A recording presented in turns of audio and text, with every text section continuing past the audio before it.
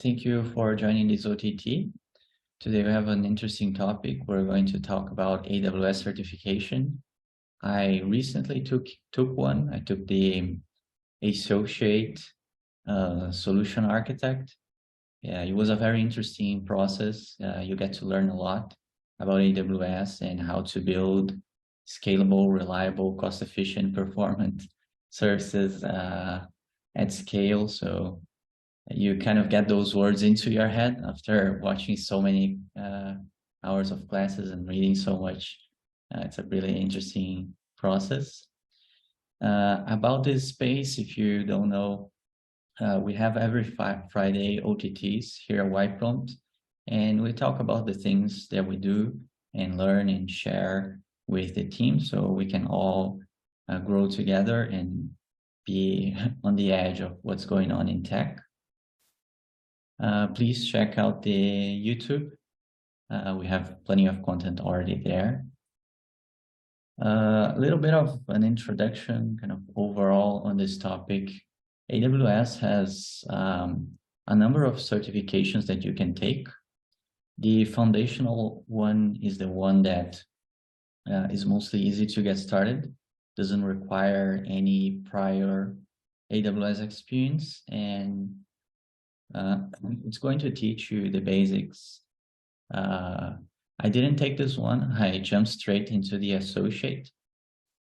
This one, the AWS Solutions Architect Associate, is one that many people are interested in, and I'll share some resources with you later, and you'll see that this one is a good one to get started with, and there will be somewhat of an overlap if you study for either one of these at the associate level.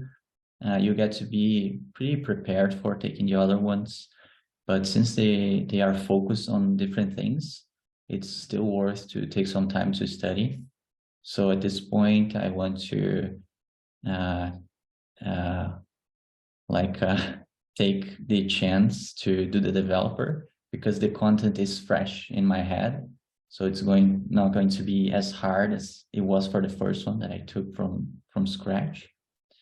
Then later, you also have specialties, which are going to go deep into a smaller number of services, and also the professional level, which as people share, is a much more complicated certification.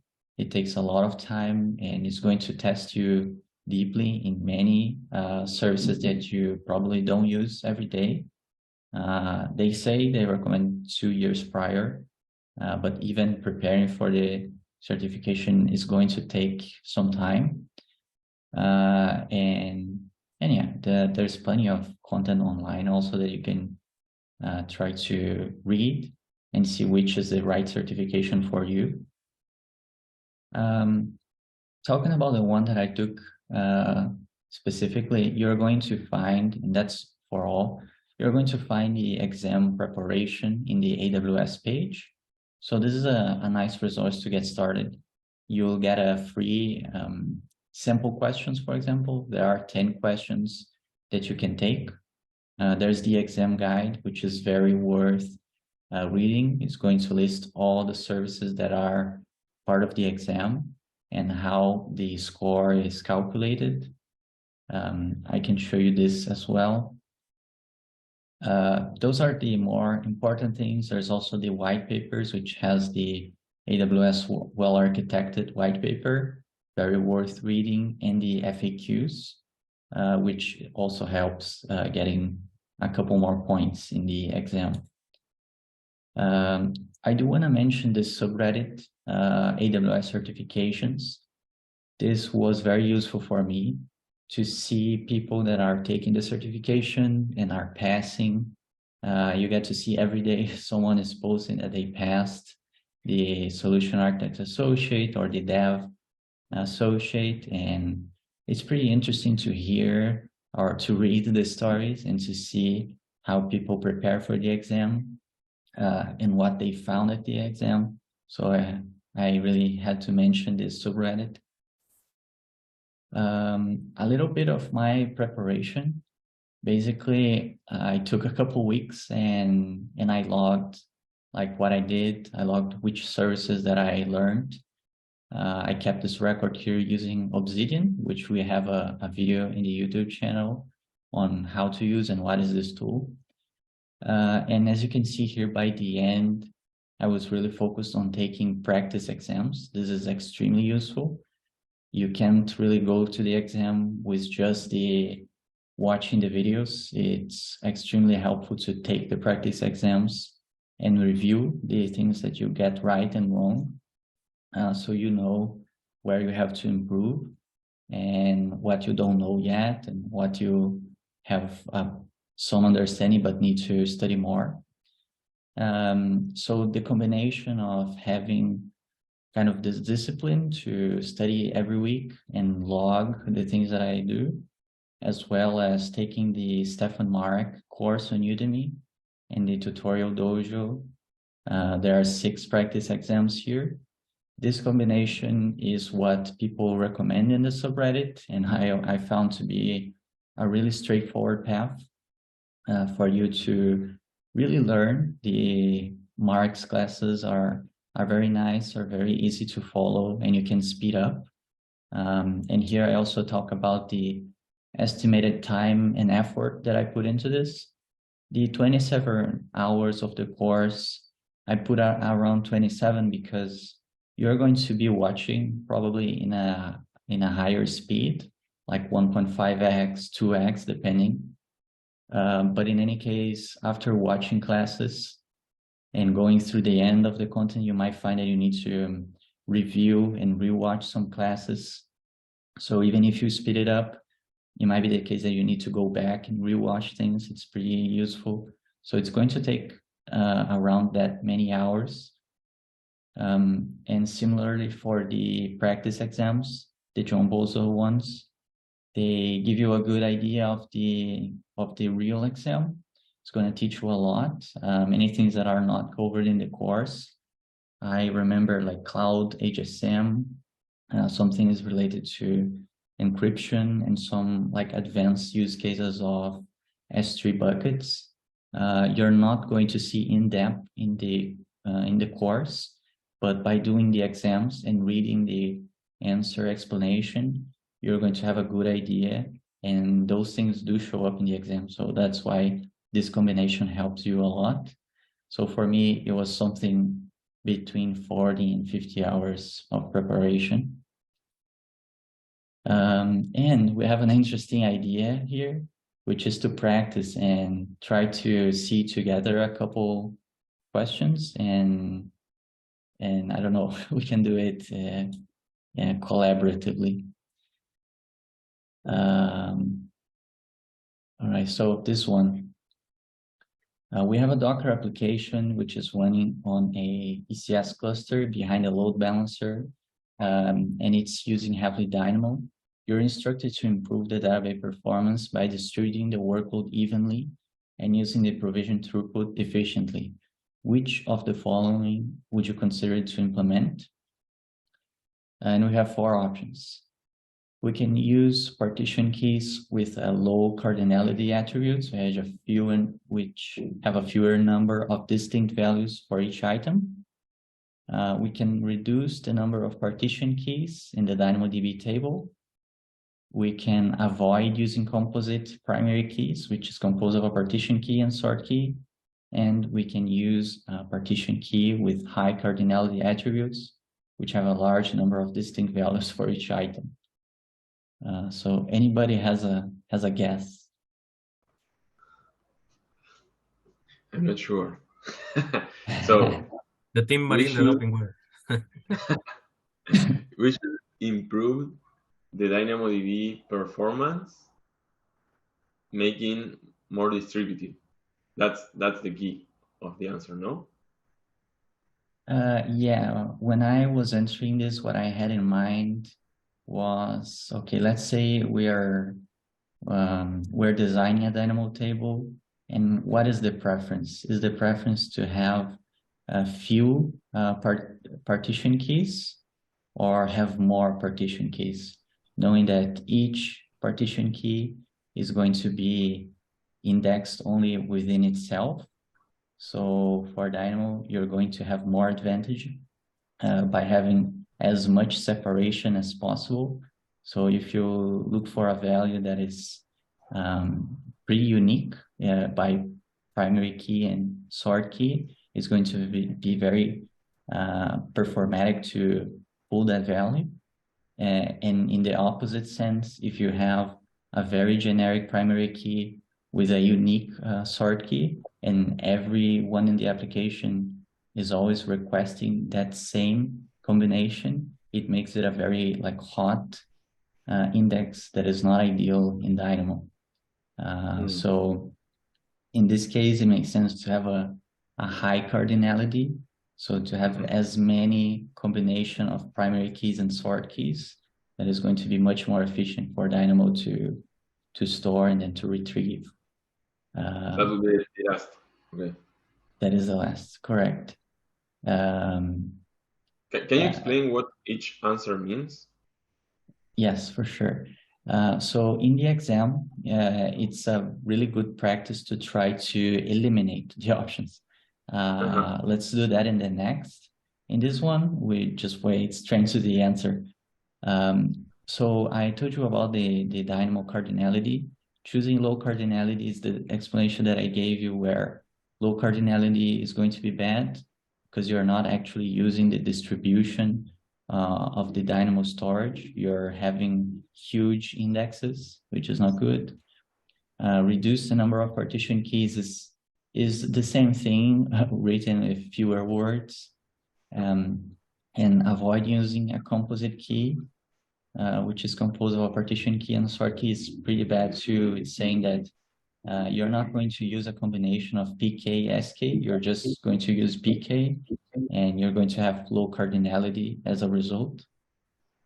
So the only one that makes sense is choosing to have a high cardinality attributes, which have a large number of distinct values for each item. Yeah. In fact, the third is the one that you discard first, I think. It may not change anything. Yeah. Then you have to decide if you want more partitions or less, and you got the answer. Yeah. This one is pretty specific to Dynamo. So if you have used it before, it's pretty automatic to know that Dynamo, you always want high cardinality. But if you don't have a practical experience, you might get confused with these options. Nice. Let's try to do the process of elimination in this one. So an online medical system is hosted in AWS stores sensitive PII, which is personal identifiable information of the users, in Amazon S3. Both master and keys and unencrypted data should never be sent to AWS to comply with strict compliance and regulatory requirements of the company. Which S3 encryption technique should the architect use? Here we can eliminate two options really quickly, which is we want AWS to not have access to our data. So we can for sure eliminate anything that mentions server side that is going to be AWS. So we don't want to use a KMS managed key because that's fully managed by AWS. We don't really want to use a customer provided key because even though we are in control of the key, the encryption itself is still happening on AWS. So we are left with two options. We can either use client-side encryption with a KMS managed customer master key or a client-side master key.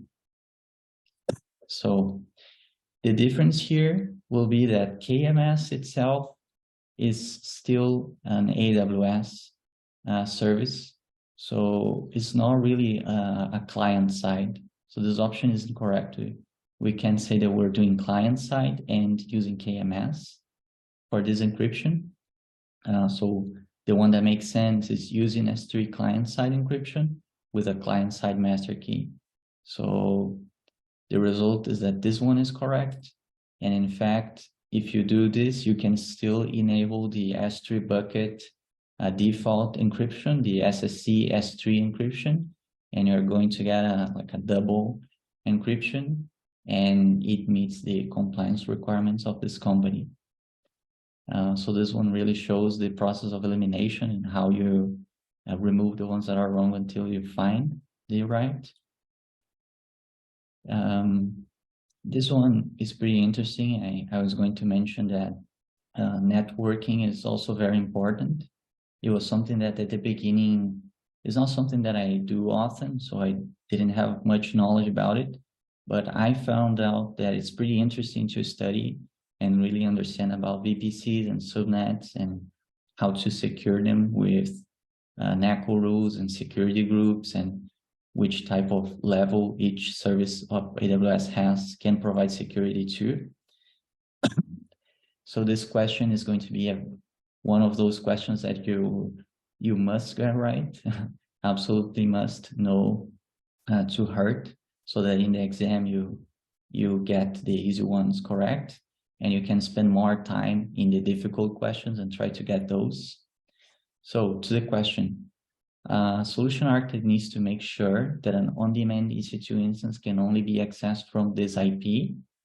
Then here's the IP via an SSH connection. Which configuration below will satisfy the requirement?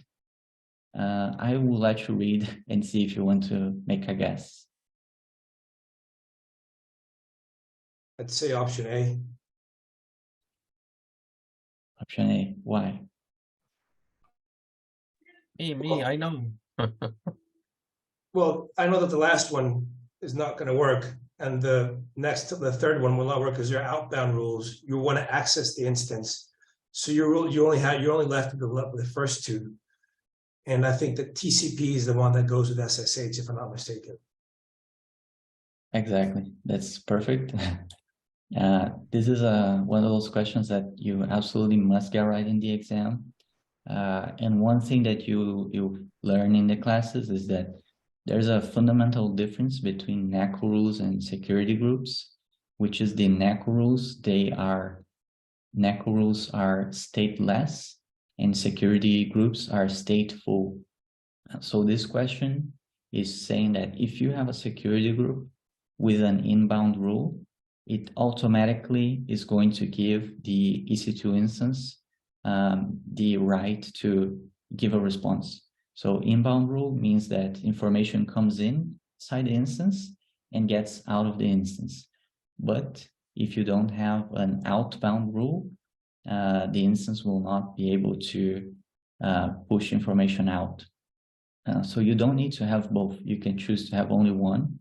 So if your instance only is accessed, it can have inbound rule. And if you have an EC2 instance in a private subnet that never receives communication, it may only need to have outbound rules, and it's enough for it to have access to the internet, which is completely different from NACL, which is a subnet level security, where the rule is going to be stateless. So you need to specify that traffic is allowed in and traffic is allowed out. And this is something that in the exam, we cannot mistake the two ways to secure EC2 instances. So I don't remember, I think this is the last one that I prepared. So I read and I'll let you guess the answer. An application is hosted in EC2, consumes messages from an SQS queue, and is integrated with SNS to send out an email to you once the process is complete. The ops team received 5 orders, but after a few hours, they saw 20 email notifications in their inbox. Which of the following could be the culprit for this issue? I have it, but I will let everybody think. Yes, let's see. Take some guesses.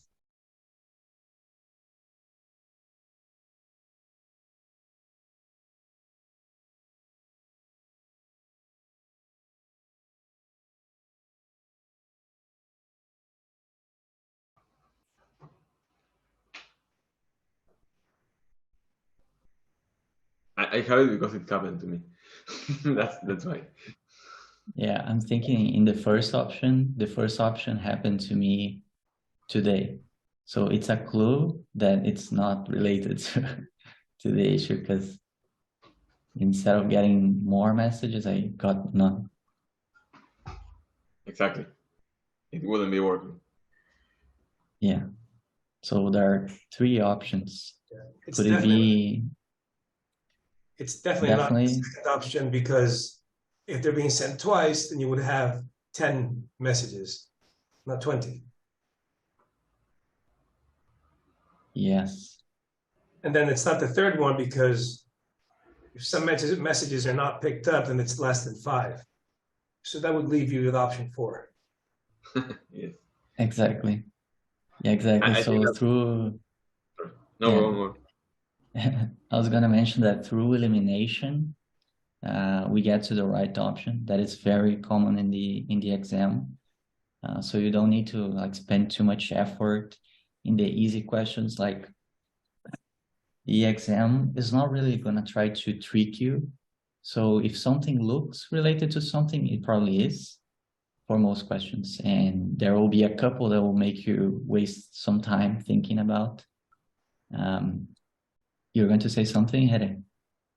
No, I was just going to say that what they want here for you to know is how SQS behaves. And by default, it has a retry policy. So if you don't delete the messages, you will get those messages, I don't know which is the default, because they received 5 orders, 20 emails is 4. So let's assume that 4 is the default that times you get a message until you get it no more. Exactly. So that's what they want to know, how it behaves. Yeah, exactly. And if you know SQS to heart, then you can also make the elimination by thinking that the pooling mechanism is not going to have any impact in how many times the message get processed. It's just how the application is trying to get information. So short pooling gives you a higher throughput, but makes more requests to SQS, while long pooling makes fewer requests and is usually the more appropriate, but it's going to give you a lower throughput. And the first one, like you don't have permission, you're not going to get even 5, you're going to get 0, which happened to me today. And I had to figure out why, and you get no error as to why the message is not there, it's just not. So yeah, that's the right option. And yeah, that's it. If you have any questions to ask, this is the time. I have just one comment. Can you go again to the questions?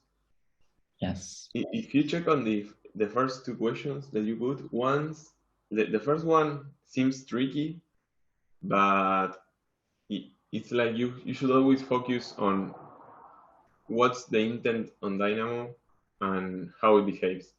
So the correct question, as you said, Marcelo, is maybe the most obvious one. Yes. What's the best practice for Dynamo? That's the answer. Then in the next question, it's pretty much the same. I don't remember which one. The other. The other? No, the 11. That one. Oh no, that one for the name. Okay, I don't know. The first 2 questions were about saying how services behave. One was about networking. That one. Yes. If you know how the service behaves, blah blah blah, and use the best practice. Yeah, exactly. I think on the no worries.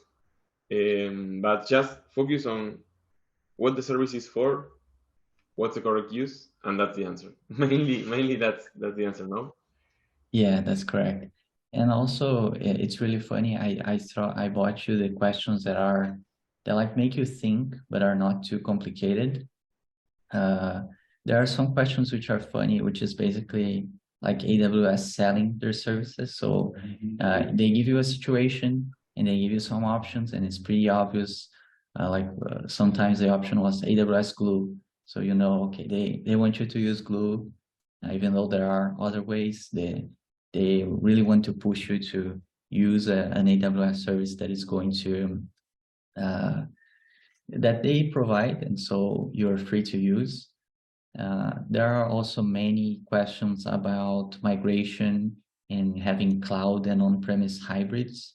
So you're going to have a storage gateway to have a sync between data that's in on-premise with data that is in an S3 or in an EBS. And that is to mention that if you should really go into the one that I showed you. So you go into AWS certifications, you pick the one that you want, you go to exam guide, and you're going to see all the services that are requested for you to know in the test. So it even starts telling you that you need to know at a high level these topics: compute, cost management, database, disaster recovery, high performance. And each one of those categories are going to be focused on specific services. So networking is all about VPC, subnet, security. Security itself can be related to encryption of buckets, of EBS volumes, or data that's going to be moved. Let me show you migration. That's what I was telling you. It's going to be when to use a direct connect versus when to use the Snowball Edge devices to send data. I got a very tricky question in my exam related to this. So I had to think for a long time whether the company would use Edge device, the Snowball Edge versus using a direct connect that they already had set up. And I don't know if I got right the response, but I remember that question. And here you got all the services. So yeah, if you do the combination that I showed you, you might have your own preference of study, but it was pretty good for me. And there was only one service that I saw in the exam that I had not studied during that time. So if you want an easy path, or a path that is not easy because it takes you a lot of hours, but at least you know that you are prepared for the exam, I really recommend this combination of courses here.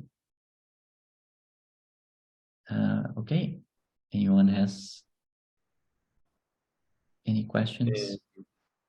I just want to add one thing. First, remember when you subscribe to the exam to check the checkbox that you are foreign, so you get 30 more minutes. There are 30 minutes, no, Marcelo? Exactly.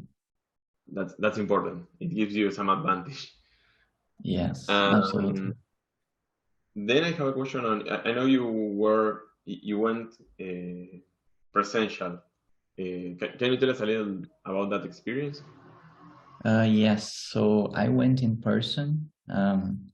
Like I realized that if you take with a proctor online, people say that even if you look to the side or you have to go to the bathroom, your exam is canceled. So I didn't want to take the risk because it's a lot of time studying and it's $150. So to avoid any issues, I went in person. So I got there pretty early. The exam was ready. There's a person that's waiting for you. So they put you in a room with a computer. So for me, I had a mouse. So I was able to do something very similar. You get a question on screen, you get the options, you click, and you go to the next. You can also mark questions for review, and then you can go back and review those that you marked. They also give you like a headphone that completely blocks noise, which is really helpful for you to focus. Yeah, and I was also going to mention the 30 minutes. That's super helpful for you as well. So yeah, I do recommend that you go in person if you can, if there's a place next to you. If not, then you just need to be aware that you need to be really focused on screen if you do online. You don't want to risk getting your exam canceled because of that. Also gonna mention, for me, it took me, I finished the exam 11 a.m. in one day, and then the next day in the morning, I already had the result. So it was less than 24 hours for me. That's also after you take the exam, you get pretty anxious waiting for the result. But for me, it didn't take too long.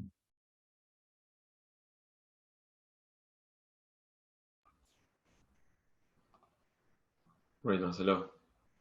Thank you for Marcelo, I explaining. have a question. Thank you for sharing this. I think it's really helpful to understand because it's not, well, it is good content and understand the way the questions are being made by Amazon, and also the learning material that you did. Can you explain a bit more about where did you get that content? On the second tab, I think you're sharing which is that page, the second tab, that one. This one. Yeah, exactly. That is where you score the exam and you get all that content? Yeah, this is provided by AWS. If you just type AWS Certification, you get to this page. This one, for each different type of exam, you're going to get all the details, basically. So how much it costs, how much time you have to complete the exam, the format of the questions, basically everything. This exam review here is going to give you the PDF that I showed you, where you have all the services that are in the exam and that you should know that are in scope. All the FAQs, which is really useful as well.